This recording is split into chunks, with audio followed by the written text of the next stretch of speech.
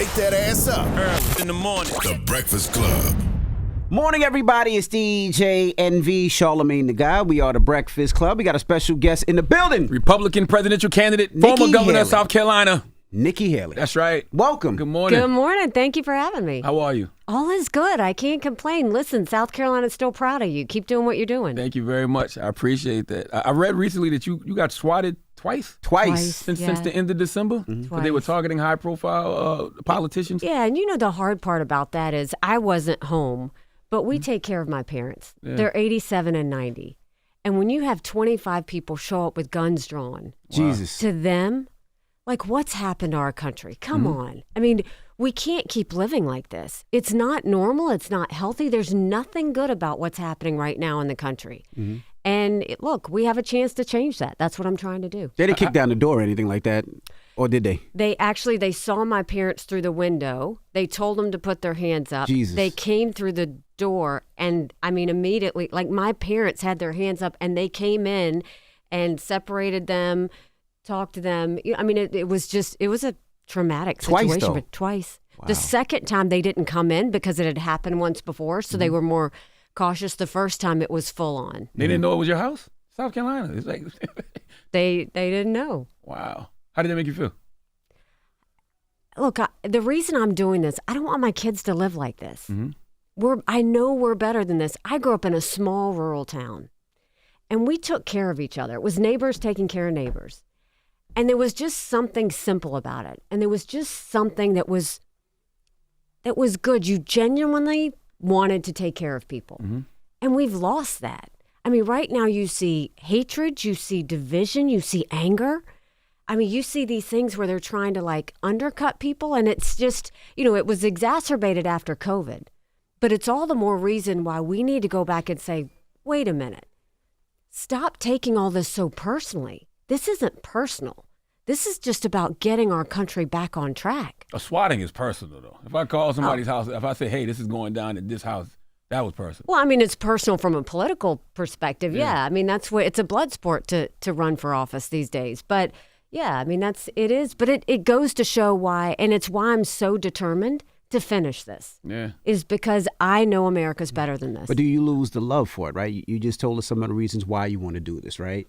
And then you talk about some of the sides that are against that, right? You want to do it because you said you want to help people. You want to be the person that, what you grew up on or what you wanted to see. But then you talk about them swatting your house, which is making your life miserable and your parents' life. Your parents could have had a heart attack, you know?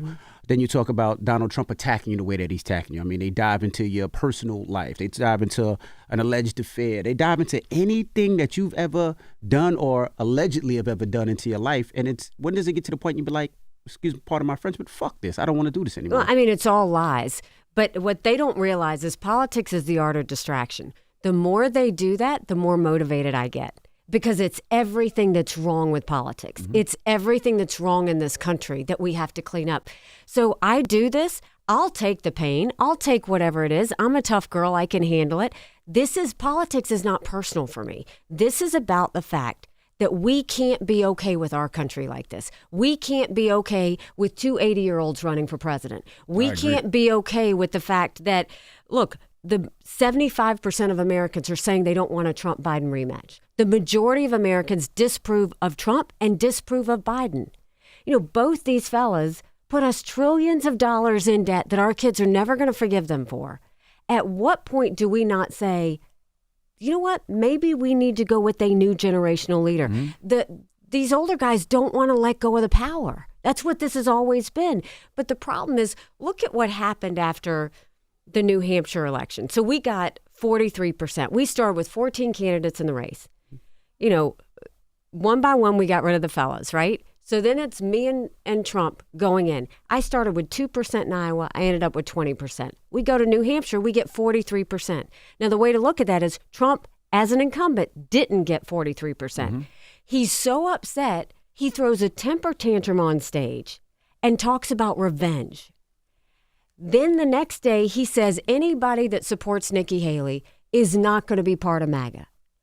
If you're running for president, this is a story of addition. You should want everybody. You shouldn't push anybody away. And so, we had fun. We've always had fun with it. So we did these barred permanently T-shirts. We sold 15,000 T-shirts. Mm-hmm. Then the next day he goes and pushes the Republican Party to say that he's the nominee to get me out. We don't do coronations in this country. Mm-hmm. 2 states have voted. You need 1,215 delegates. He has 32. I have 17. This is far from over. We're not giving up. And this is everything that's wrong. The chaos of all of this is everything that's wrong in our country. And you look, we lost 5 amazing souls, 3 soldiers in Iraq and Syria, and then you've got the 2 Navy SEALs. Mm-hmm. And this is what we're doing? What do you think the response to that should be? Well, I think, first of all, look at how we got here. Mm-hmm. This would never have happened if Biden wouldn't have fallen all over himself to get back in the Iran deal. When he lifted the sanctions, you sent billions of dollars to Iran's proxies, Hamas, Houthis, and Hezbollah. And what do? They don't take care of their people. They go and they say death to America. Then my husband's deployed right now. We expect America to take care of our men and women when they're overseas. He didn't do something after the first strike. He didn't do something after the second strike. 165 strikes, dozens of people injured with brain injuries. And you're waiting for people to die to do something? That's not what you do. What we should do is put the sanctions back on immediately. The second thing is go take out the operations where they're sending these drones and missiles from in Iraq and Syria. And then thirdly, go after the military commanders making these decisions. Take out 1 or 2 of those IRGC members. That's what will get their attention. You don't have to go bomb Iran. This is not about hitting hard. It's about hitting smart. That's what we need to do. You mentioned the numbers in New Hampshire and the numbers in Iowa. And it's clear to me that when you look at those numbers, Republicans are looking for something different. A lot of Republicans are looking for something different. So why are conservatives willing to just turn the Republican Party over to MAGA? I think that I voted for Trump twice. Mm-hmm. I was proud to serve America in his administration. I think people see that he never got an ounce of credit or a moment's peace. And they see him in these fights and they think that they need to show him thank you by being with him. But if you look at that, the speech after New Hampshire or even the court cases and all that, he never talks about the American people. He never talks about what we're going to do to get this wasteful spending out of the way and get our economy back on track. He never talks about how we're going to get our kids reading again and go back to the basics in education. He never talks about securing the border unless he's saying stop it because I don't want it to happen until the election. I mean, he never talks about law and order in this country. He doesn't talk about these wars. That's what you got to be talking about. And honestly, with Biden and Trump, they care more about their investigations and themselves than they do about what we need to do in the country. And that's every reason why we need to go in a new direction. Why did you vote for him twice? If you feel this way about Trump, why did you feel that you had to vote for him twice? The reason I voted for him the first time was it was clear that our country needed a self-correction. Trump was good at breaking things. We needed to break some things. We needed to rattle the cages. And then, the second time I voted for him is I didn't want Biden. I saw that Biden was Obama 2.0. And I didn't want to take that chance of where he was going to take us. I knew they wanted to get back in the Iran deal. I knew that they weren't serious about closing the border. I knew that the wasteful spending that we had seen was going to happen. And so I voted for Trump thinking that he was going to do more of the same. But the reality is now, chaos follows Donald Trump. Everywhere he goes, chaos follows him. And we can't be a country in disarray and a world on fire and go through 4 more years of chaos. We won't survive it. There will be a first female president. It's either going to be Kamala Harris or it's going to be me. And it should send a chill up everyone's spine thinking about the fact that it would be Kamala Harris. Why wouldn't you vote for Hillary in 2016? Because I don't agree with anything that Hillary has said. I don't know that there's any policies of hers that I agree with. And so for me, look, the reason I'm running now is because I'm an accountant.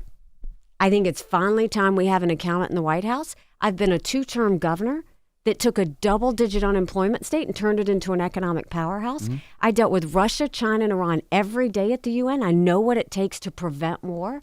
And I think it's time that we have somebody that's a new generational leader that's not looking at the past, but actually looking at solutions going forward. Now, you talk about your policies and some of the policies and the things that you stand on. You also said that you felt like Biden was I guess, Obama 2.0. What didn't you like about the Obama administration that you would have changed immediately? Like, what were you against? There are a couple. And you said something about Kamala. I want to ask why you said if Kamala was president, why it would send chills down your Sure. spine. So a couple of things. I think with Obama, that was, if you go back, that's when we really started to feel the division. That's when it was.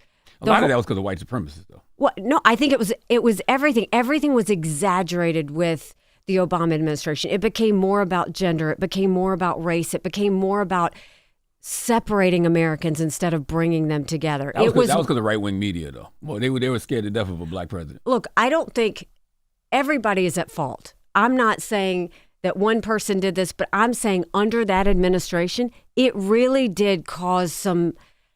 You just people felt like they were being put in camps through that administration. The second thing is, I saw he was very much an Iranian sympathizer. He very much kept wanting to support and do things with Iran. I think that's incredibly dangerous. This is a culture that says death to America, and you have to always be careful. A lot of spending happened on his watch that started us down that spiral.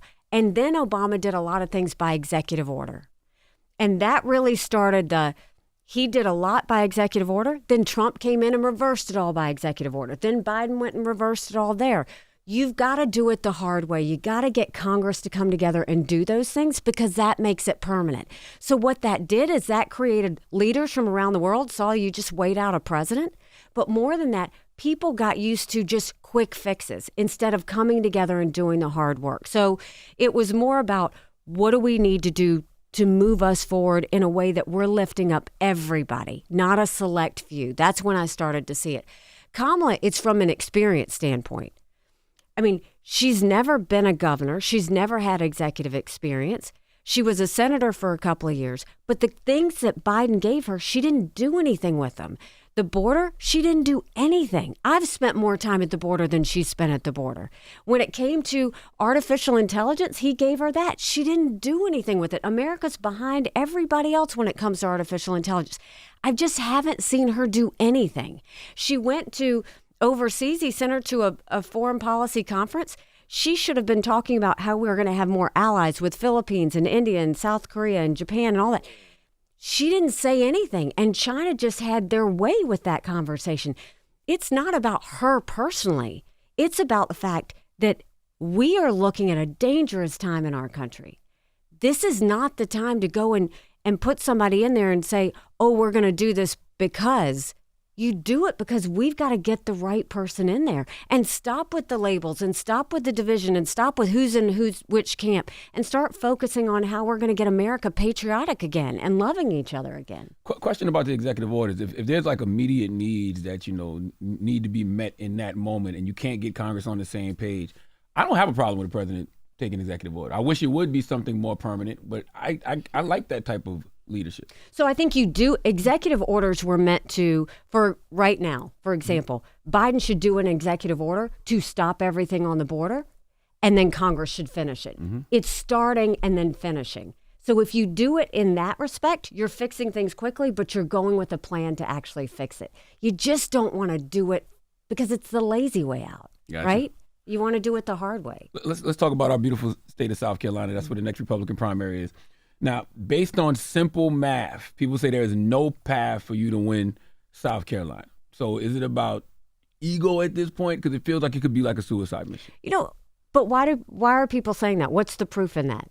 So I moved 25 points in New Hampshire in 3 weeks. My approval rating in South Carolina is 76%. People like what I did as governor. My job now is to show them that I could be a good president. We had an event in North Charleston. We had 1,000 people. We had an event in Malden. We had 1,500 people. We were in Conway. We had 800 people. People are coming out because they want something different. They want something new. And they trusted me as their governor, and they appreciated what I did. I now have to show them that we can translate that as president. Yeah, it seems like they like you in South Carolina, but it feels like they love Trump. I was looking at it. It said a majority of the federal, state, and local Republican elected officials endorsed Trump. Does that hurt you? Do you know why that happened? From South Carolina? Do you know why that happened? Okay. So they're saying, a reporter said, so how do you feel that, the governor of South Carolina is standing behind Donald Trump. I said, I'm sorry, you mean the one that I defeated when I became governor? And then they said, well, what do you think about, the political establishment up there? I said, you mean the group that I forced them to have to show their votes on the record because they were hiding in voice votes, the group that I forced them to disclose their incomes when they didn't want to show it, the group that I vetoed $500 million of their pet projects because that's not doing anything to lift up South Carolinians. So they never liked you. I never, Republicans and Democrats, I call you out. If you do something wrong that's not lifting people up, I'm going to call you out. I don't care who you are. So the political class was never there. I mean, you mean Lindsey Graham, who's so stuck next to Trump that he is scared to say anything against him? You mean Tim Scott, who I appointed as senator, but I defeated him in this race? No, I don't want any of them. It's the people I want. I didn't have the political class when I ran against the longest serving legislator in a primary. I didn't have the political class when I ran as governor against an attorney general, a lieutenant governor, a very popular congressman, and a state senator. I don't want the political class now. Trump has surrounded himself with a group of the political elite who've done nothing for Americans. They haven't done anything when it comes to our economy, nothing when it comes to education, nothing when it comes to securing our border. And that's who he's going to surround himself with? It's exactly why I'm running. Did you feel like it was a slap in the face with Tim Scott? Because you did appoint him. Did you feel like that was a slap in the face? And the fact that he loves Donald Trump and wants to tongue kiss him, did you feel like that was a slap in the face? People have to deal with their decisions. He's going to have to sleep with that one. Damn.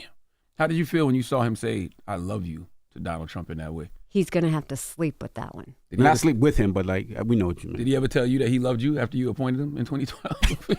He didn't even call or text me to tell me that he was going to endorse Donald Trump. Wow. He didn't call or text me to tell me he was running for president. So y'all were on good terms though, right? Y'all. I have always thought he was a friend.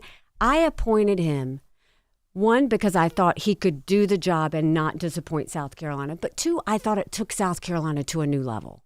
That's what I wanted. That's what I always focused on in every job I've ever had. What can you do to bring out the best in people? Mm-hmm. That's what a leader does. You bring out the best in people. I still think appointing Tim Scott was the right decision. I'll always say that. I'm proud of the fact that we did that. I'm proud of the fact that South Carolinians elected him after I appointed him. But look, he's got to live with that decision. I don't. How much of it do you take personally? I'm talking about from all the politicians in South Carolina. You can't take it personally. I mean, the reason politics, if you take it personally, it becomes about you. Mm-hmm. This is not about me. This is about the fact I don't want my kids to live like this. I don't want your girls to live like this. They deserve better. You look at anybody in their 20s. They think both parties are crazy, and I don't think they're wrong. Mm-hmm. Like, the extremes on both sides are so toxic. Think about it. If somebody puts down a piece of legislation in Congress, everybody wants to know whose it is before they decide whether to support it. That's when you know you've hit rock bottom. Mm-hmm. You're challenging Trump now, but early on it felt like none of the Republican candidates were willing to challenge Donald Trump on anything except for Chris Christie. And I always ask, how can you be looked at as a leader if you look like you're just constantly kissing up to Trump? Like you constantly look like you're just a lackey wanting to be his running mate. I've never kissed up to Trump. I've always told him the hard truth. When I was in the administration, the reason we worked together is when he did something good, I worked hard to make America strong. When he did something wrong, I showed up in his office or I called him and I would say, you cannot do this. But instead you could do X, Y, or Z. There were 14 people in this race.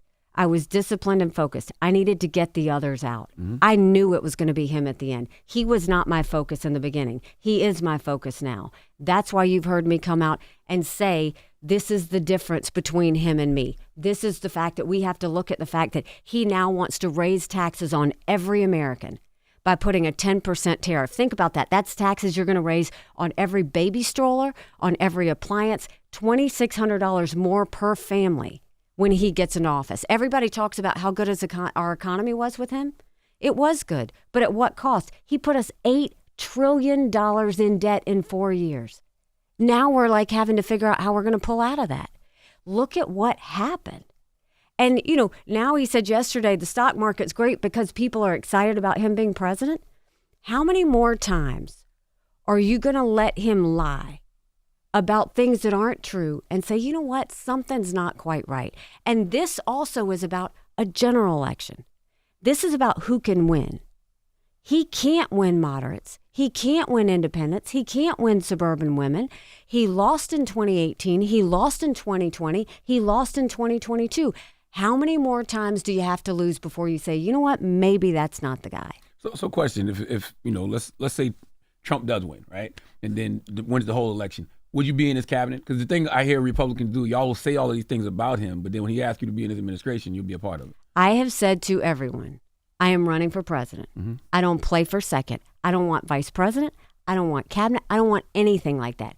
I am running because I think we have a country to save. But would you be in it if he asked you, though?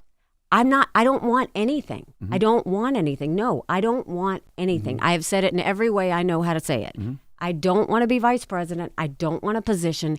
I am running for president. That's my focus. A lot of women don't necessarily love your stance when it comes to abortion.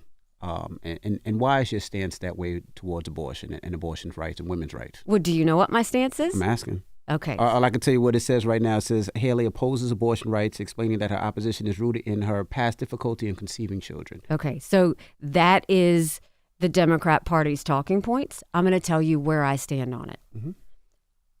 The issue of abortion is personal for every woman and every man. It needs to be treated that way. I am personally, unapologetically pro-life, not because the Republican Party tells me to be, but because my husband was adopted. And I had trouble having both of my children. Having said that, I don't judge anyone for being pro-choice any more than I want them to judge me for being pro-life. So let's talk about how we got here. Prior to 1973, you had 46 state laws that said where states were on abortion. And in 1973, unelected justices threw out those 46 state laws and said abortion anytime, anywhere, for any reason. Now the unelected justices have said we should always have had that in the hands of the people. That's where I think it does belong. You've got some states that have gone more pro-life. I personally welcome that. You've got some that have gone more pro-choice. I wish that wasn't the case, but the people decided. The decision that we're having now is, should there be a federal law? But no one is telling the American people the truth. In order to have a federal law, you have to have a majority of the House, 60 Senate votes, and a signature of a president. We haven't had 60 Republican senators in over 100 years. We might have 45 pro-life senators. So no Republican president can ban abortions any more than a Democrat president can ban these state laws. So what should we do? We need to find consensus. Can't we agree to ban late-term abortions? Can't we agree to encourage adoptions and good quality adoptions? Can't we agree that doctors and nurses who don't believe in abortion shouldn't have to perform them? Can't we agree that contraception should be accessible? And can't we agree that no state law should say to a woman if she's had an abortion that she's going to jail or get the death penalty? Let's start there. I am not going to demonize this issue. The fellas have done this all wrong. You have to humanize this issue. Our number one goal is, how do we save as many babies as we can and support as many moms as we can? I had a roommate in college who was raped. I wouldn't wish on anyone to go through what she went through wondering if she was pregnant. Everybody has a story. We need to be respectful of people's stories. You won't hear me demonizing or judging. The problem is the Democrat Party has put fear in women. The Republican Party's put judgment. There's no place for fear or judgment when you're talking about something this personal. The only thing you should have is respect. Ooh. Let's talk about some of the stuff that you kind of stumbled over the last few weeks, right? Like when you say America has never been a racist country, I wonder then, what did you consider the tragic shooting of Emmanuel AME? What was that? Was that motivated by racism? Absolutely, it was motivated. But I don't think America's a racist country. I think that America, when you look at all men should be created equal, given life, liberty, and the pursuit of happiness. We should strive to say, how do we make today better than yesterday? We are not a perfect country. We've got stains in our history that we should never repeat. But if I grew up as a brown girl in a small rural town, and my parents told me that I lived in a racist country, I would never have thought I had a chance. I want every child to know, is there racism in our country? Yes. Should we call it out every time? You bet.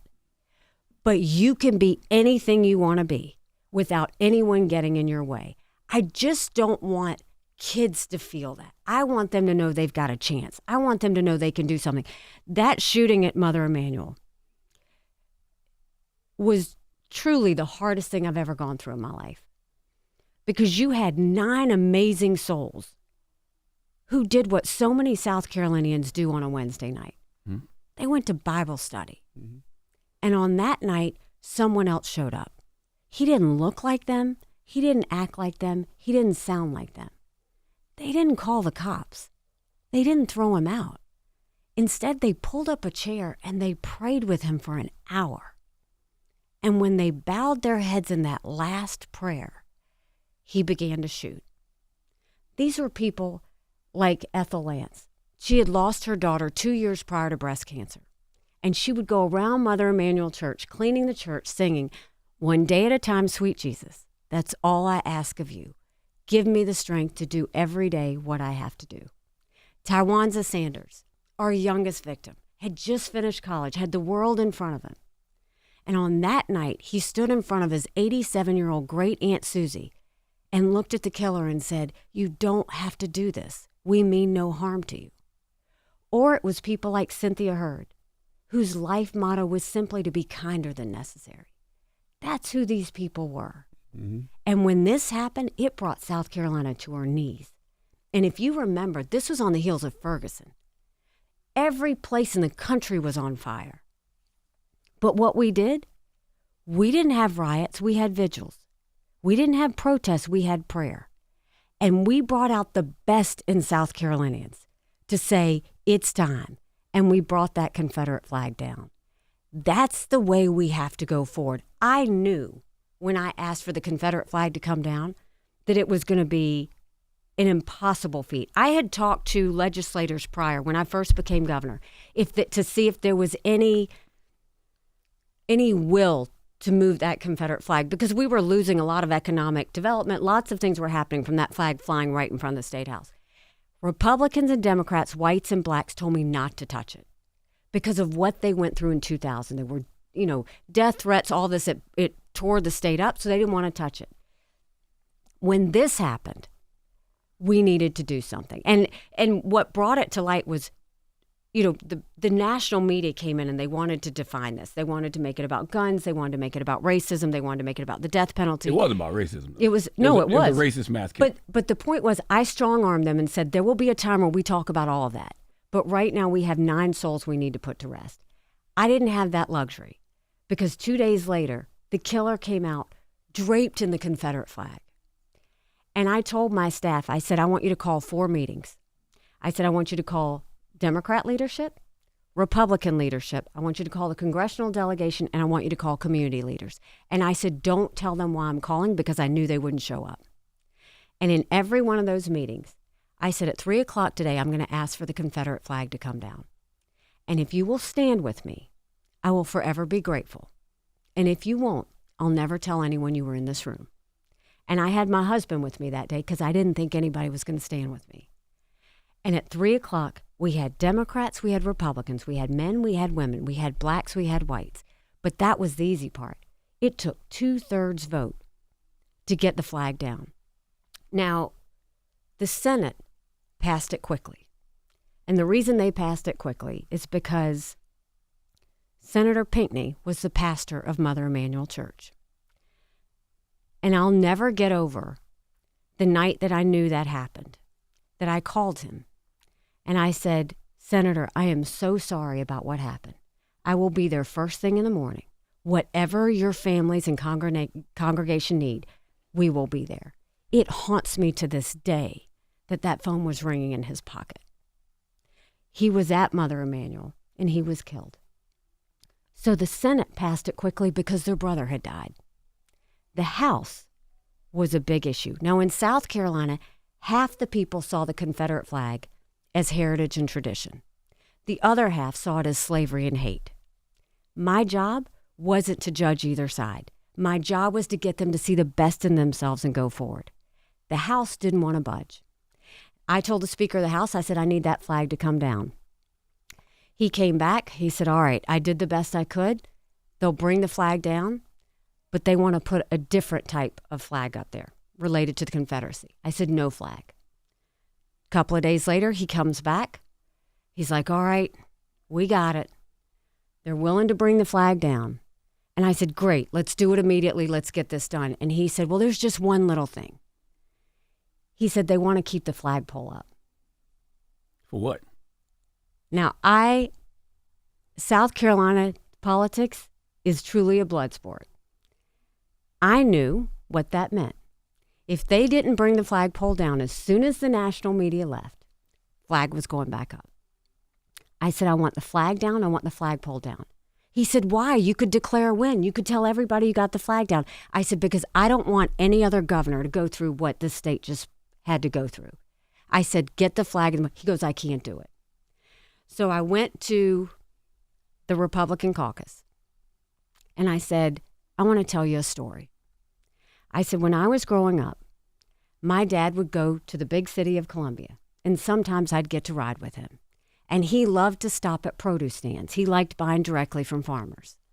And I said, and one day we went to a produce stand, and he was getting his things. And I saw the two people at the register, and they looked alarmed. My dad wears a turban. And a couple of minutes later, 2 police cars drove up. And the police officer stood next to the owners. My dad kept getting his produce. He went to the counter. He paid, and he thanked them. We got in the car, and my dad didn't speak to me the whole way home because he hoped I didn't notice what just happened. I knew exactly what happened. And I told the caucus, I said, when I go to get on the state plane, I sometimes have to pass that produce stand. And every time I pass that produce stand, I feel pain. I said, don't let a single child ride past our state house and see that flag and feel pain. Get the flag and get the pole down.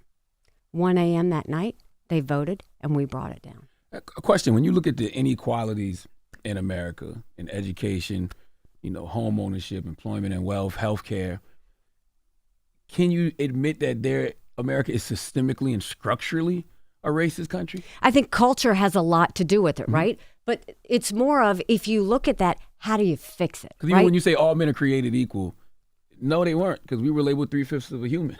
Black people were. Right, and we made that wrong right. Mm-hmm. And we've got some more rights we have to do.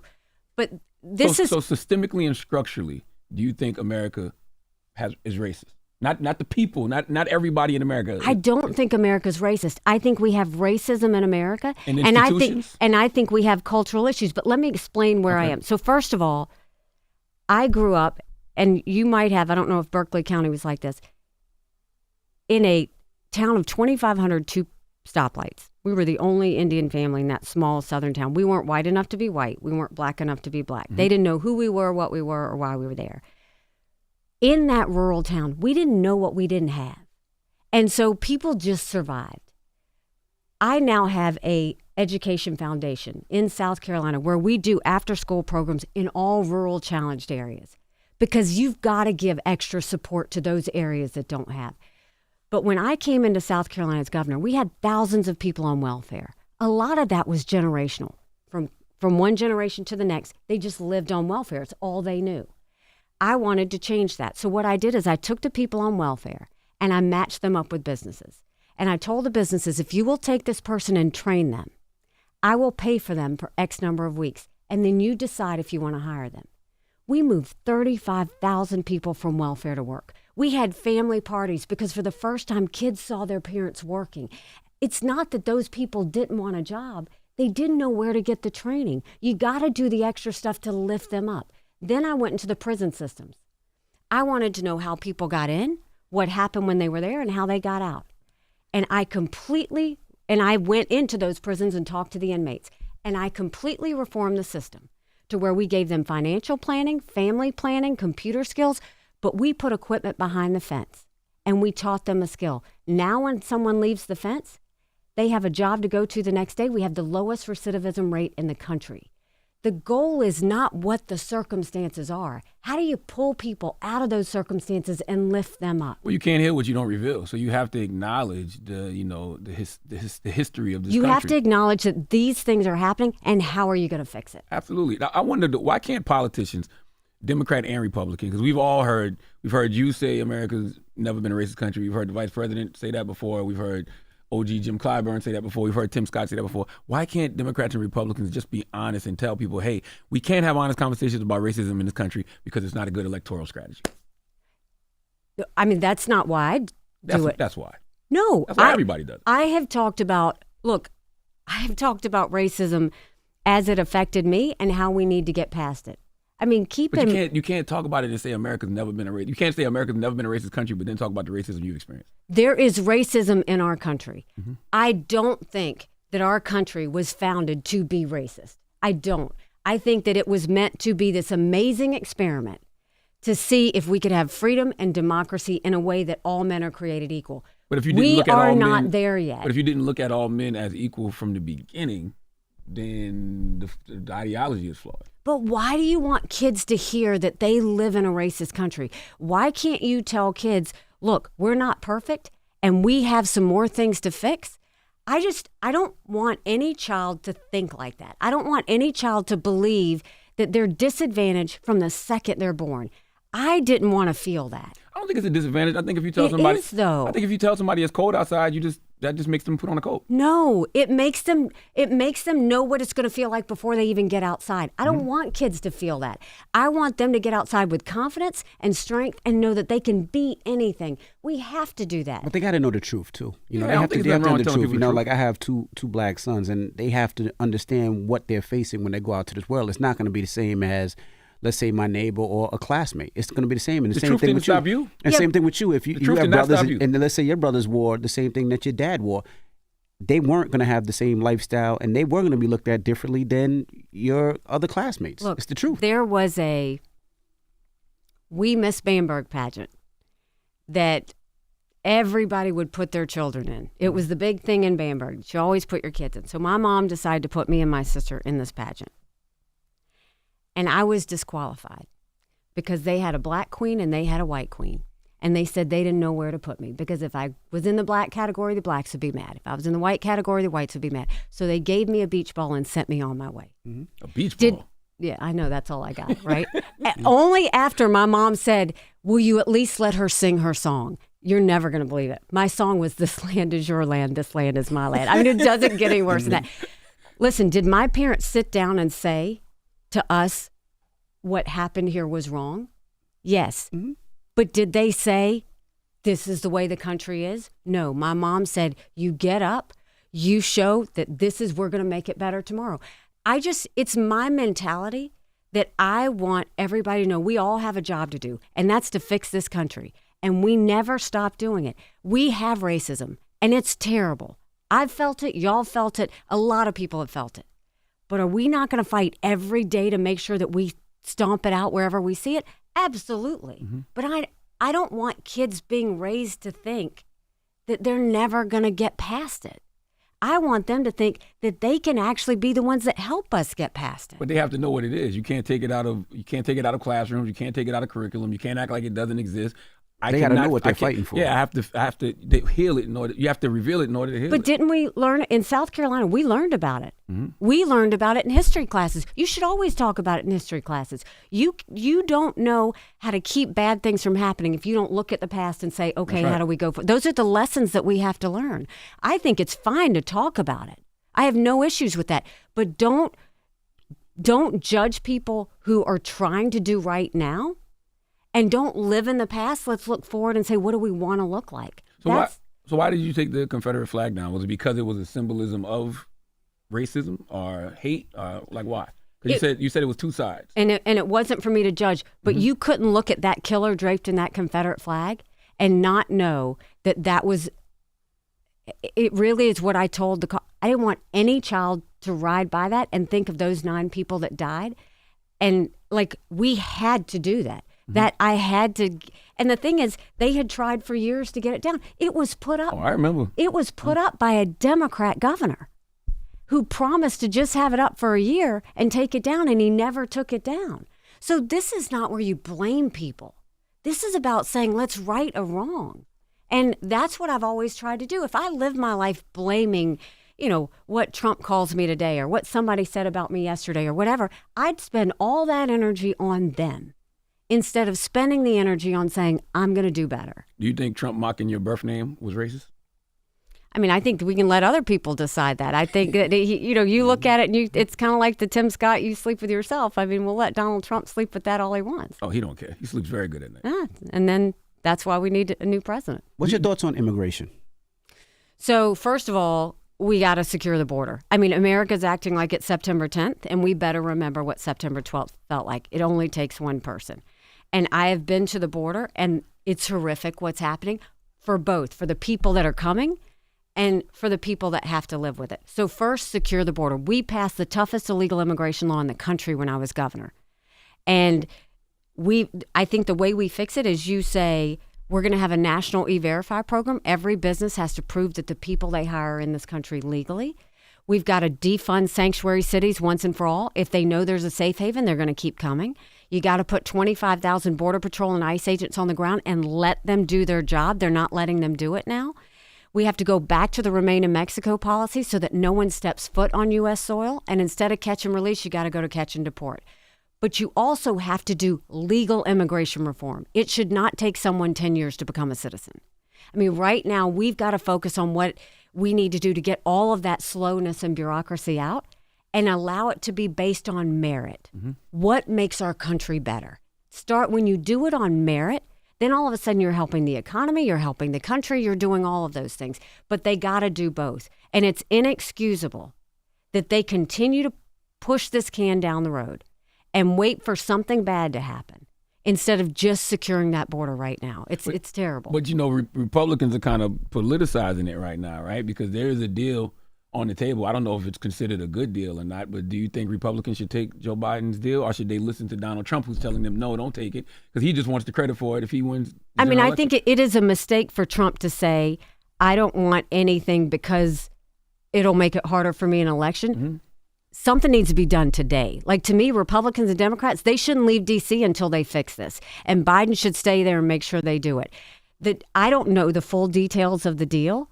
The only thing I do know is it doesn't have the Remain in Mexico policy, which is very important. People need to stay in Mexico. They shouldn't come here. They're not vetting anybody. And you shouldn't allow anybody to come across that we don't know who they are, what they are, all of that. So if we're going to do it, we all know Congress. Once Congress passes something, they walk away and say, oh, we did that already. Mm-hmm. Do it right. Do it right. But should they wait till the election to do it? No, you get it done now. We can't wait another day. Why not use that against Trump? Like, why not tell the American people, hey, the border deal could be done right now, but Trump is, impeding on that progress? I mean, look, the media is not talking about it. I have said that it is not a good thing to say you're going to wait until the election to get it done. Americans can't wait until the election. I've called it out. I'm happy to call it out, but I also think it should be a good deal. It needs to be a strong deal if we're going to do this. It needs to keep Americans safe. Wouldn't that make Trump the shadow president? The fact that he can just say on Truth Social, hey, man, I don't think y'all should do the deal, and Republicans are actually listening to him? I mean, yesterday he said that the reason the stock market was good was because of him, because people now think he's going to win. I mean, Americans aren't stupid. They're not. But what we do need to do is see reality for what it is. I don't have personal issues with him. That's just not it. But do we really want to keep going in this direction? Do we really want all this chaos? Because no one feels safe. No one feels like America's moving. Our enemies don't know what happened to us and are taking advantage of it. I mean, we've got to start looking in the mirror and saying we can either be part of the solution or not. That's why we're trying to get everybody out to vote in a primary. You've got options. A lot of people vote in a general election, but they don't vote in a primary. In a general election, you're given a choice. In a primary, you make the choice. That's why we need to have people voting in South Carolina. I got a few more questions because you're giving us a lot of time. Thank you. Would you use force against Texas if they tried to secede over the border issue? Because I remember in 2010 you said U.S. states should have the right to secede. Do you still believe that? I believe in states' rights. Okay. I believe that everything should be as close to the people to decide. We know that's not going to happen. That's not the issue. But I do think, right now, it's a good issue on states' rights. Biden won't secure the border. Mm-hmm. If Governor Abbott goes and puts that fencing up there to keep people out, he has to protect Texans.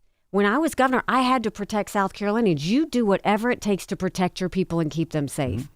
If Biden's saying, no, cut that fence, I mean, a state has the ability to do these things because states' rights do matter. Mm-hmm. And I think that states need to be able to do that. Would you use force against Texas if they ever try to secede? Use force against them? Yeah. No, we don't ever use force against our own Americans. Okay. I guess I don't mean like military or anything like that. I'm just talking about like, would you be strong against them doing that? I mean, I think, states are going to make decisions, but let's talk about what's reality. Mm-hmm. Texas isn't going to secede. I mean, that's not something that they're going to do. So why did you say you believe in that in 2010? What was the context of it? I think you said you believe that states have the right to secede. That's what you said. Do you believe that the states of the United States have the right to secede from the Union? I think that they do. I mean, the Constitution says that. I think states have the right to make the decisions that their people want to make. Mm-hmm. I mean, they do. In South Carolina, we said we didn't want Syrian refugees. We said we didn't want Guantanamo Bay prisoners. We said those things. I do think that laws should be made as close to the people as possible because it empowers the people. If Texas decides they want to do that, they can do that. Mm-hmm. But I don't think that if that whole state says we don't want to be part of America anymore, I mean, that's their decision to make. But I don't think government needs to tell people how to live, how to do anything. I mean, I think that we need to let freedom live. And, I want to go back to the flag. Do you still think Confederate Heritage Month should be celebrated? You said that in 2010 as well.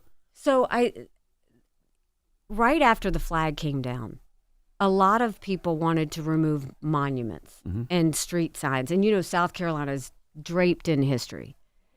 And what I said then and what I still say now is taking down a monument, taking down something doesn't change the situation. Add to it. So instead of taking down a monument, they're putting up a memorial for Mother Emanuel. There's an African-American museum now right there in Charleston. Add to the history. Don't erase history because that's what teaches us lessons. Mm-hmm. If the South Carolina General Assembly wants to continue having a Confederate, whatever it is they have, they vote on that. They decide whether to do that. That's up to them. I did my part. My part was saying we're not going to have a living, breathing symbol stand in front of our state house anymore and define us, and brought that down. We all have choices to make. The legislature, if they choose to do that, they can choose to do that. I mean, I remember right when I asked for the flag to come down, there was one day we had the Black Panthers on one side of the State House, and we had the KKK on the other side. That each of them, that was their choice. I made sure there was enough security that no one got hurt. Freedom does matter. I will always fight for people's freedom. I will never sit there and say what you can say and not say. I'll never tell you how to live or not live. I'll never control your life and say government's going to tell you to do this. I strongly believe that freedom, that people need to live and say and do what they want to do. I may not agree with it, but I will always fight for your freedom. And, in 2010, you also said about the Civil War, you said it here in the interview, too, that it was about tradition versus change. And then they asked you about it earlier this year, and you said it wasn't about slavery, but then you came back and said it was. Why initially didn't you just say, hey, it was about slavery? What happened there? So the context of that is I've done over 160 town halls, answering every question, shaking every hand. We don't screen anything, all of that. When he asked that question, I made the mistake of thinking he was trying to ask something else. I could tell that he was not a fan. Slavery should have been the first thing that came out of my mouth. I mean, growing up in South Carolina, we all knew that the Civil War was about slavery. That almost seemed too easy. I thought he was asking a harder question, and that's why I didn't say it. It was wrong. I should have said it. I agree, that, but it was just me overthinking that question. Did you feel stupid that night? Did you oh? Yeah, I mean, it was one of those things, because it was so, slavery's a given.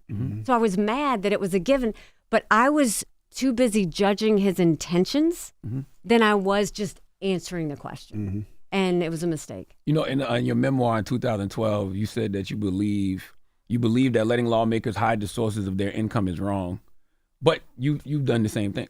So why not mention that in your memoir? Say, When I learned from my did experience. I hide my sources of income? Well, I read a NY Times article this week, and it said they were questioning you about your ethics because of a contract you had with Wilbur Smith that you didn't disclose. Not only was it first of all, they brought up this issue and said, why didn't you tell? We didn't have disclosure of income. But what I did do is anything that was a conflict of interest, I recused myself from voting. Because they tried to make this a thing, that is the reason I said we should disclose everything. So I tried to, anytime you see a wrong, transparency heals all things. And so I opened it up. It's why I required legislators to start showing their votes on the record. It's why I said we should all have to disclose our income. It's why I've always been very transparent. Anything that people want to see, I think you should be able to see it if you're in public office. And so, again, you find wrongs and you make them right. It wasn't that I was hiding my income. South Carolina didn't require it. But when questions came up, I thought we should require it. Taxpayers should know where people get paid. That's the legislature hated me for it. But it was true. We all should have to show taxpayers whatever it is they need to know to feel comfortable about what we're doing. In a post-Trump era, when I read that article, I honestly was like, who cares?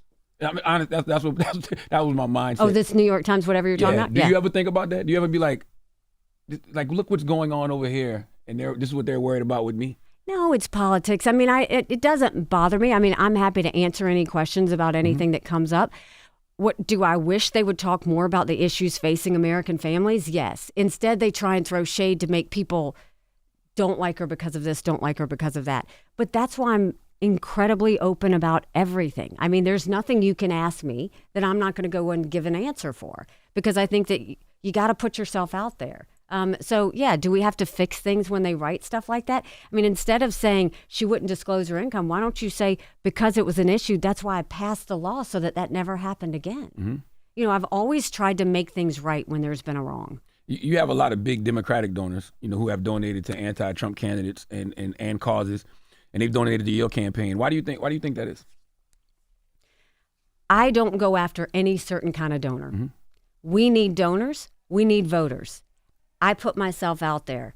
And so whoever contributes, I don't say, are you a Republican or are you a Democrat? Are you an independent? I don't ask that. If they support what we're doing, we appreciate it. The same with voters. I don't just go to MAGA Republicans. I don't just go to Republicans. I'm talking to Republicans. I'm talking to independents. I'm talking to Democrats. I'm talking to anybody that will listen.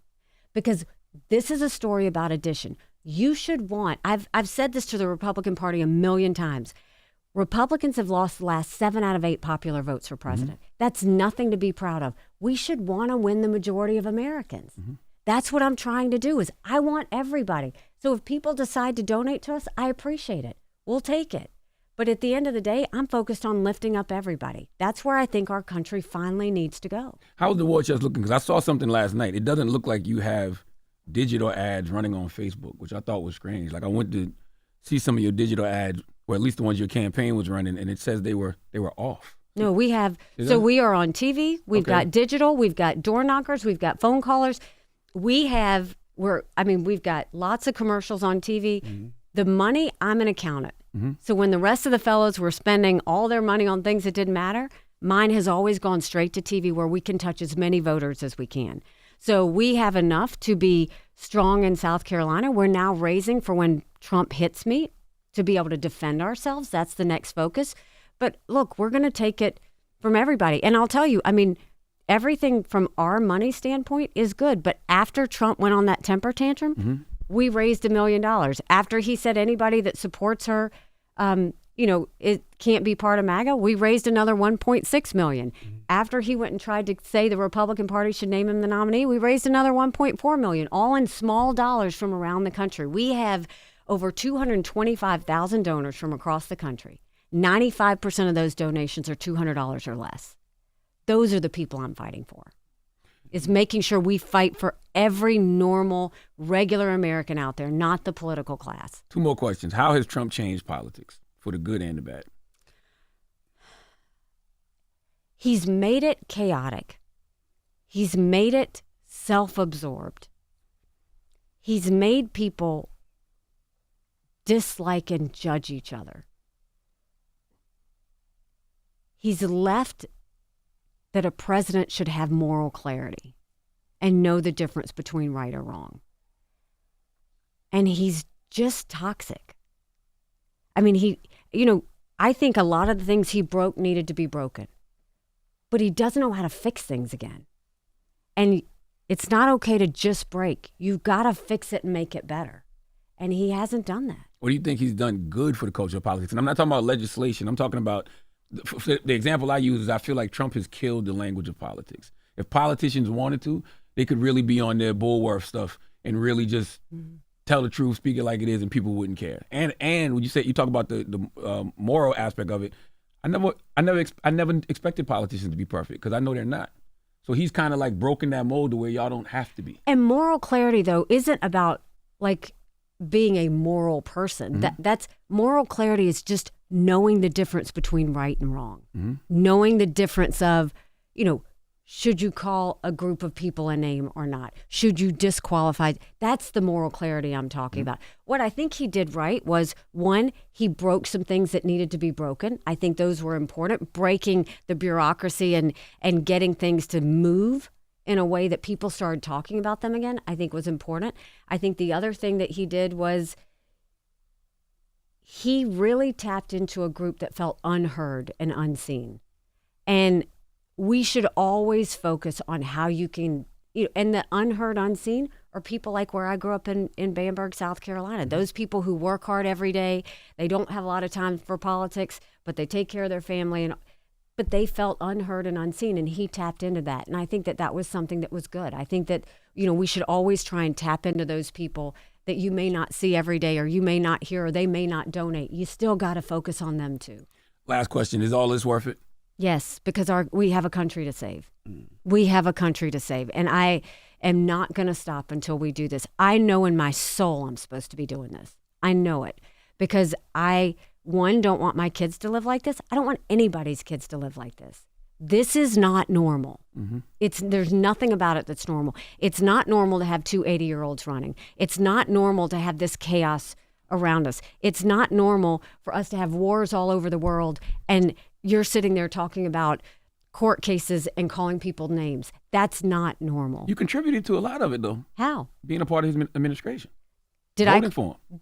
No, when I was part of his administration, I told countries what America was for and what America was against. I didn't care if they didn't like me, but I wanted them to respect America. We brought respect to the United Nations again from America. Countries trusted us and respected us again. I'm very proud of what I did. I didn't work in D.C. I never wanted to be. I went there, I had my national security meetings, and I left. I didn't get into the drama. I didn't get into any of the politics there. I didn't go to the parties. I stayed here in New York and I did my job and only went to meetings when I had to. I kept my head down and focused on what my job was. I've always done that. Do Republicans look at Trump as Frankenstein and y'all are Dr. Frankenstein, so now y'all got to get rid of him? I think there's a lot of Republicans that still like Trump, right? They like what he did. They think he didn't get a moment's peace. They didn't think he got an ounce of credit. But I also think they need to understand that you don't have to leave him. You don't have to hate him. But you do have to say it's time to move forward from Biden and Trump. It's time to move forward from these older politicians, and let's do something that's good for America again. All right. Nikki Haley, how do they donate to your campaign? Go to NikkiHaley.com. If you're in South Carolina, we could do early voting February 12th. The primary's on February 24th. Show up with your ID and let's get it done. Thank you for the conversation. Thank you. This was fun. It's Nikki Haley. It's The Breakfast Club. Good morning. Wake that ass up. Early in the morning. The Breakfast Club.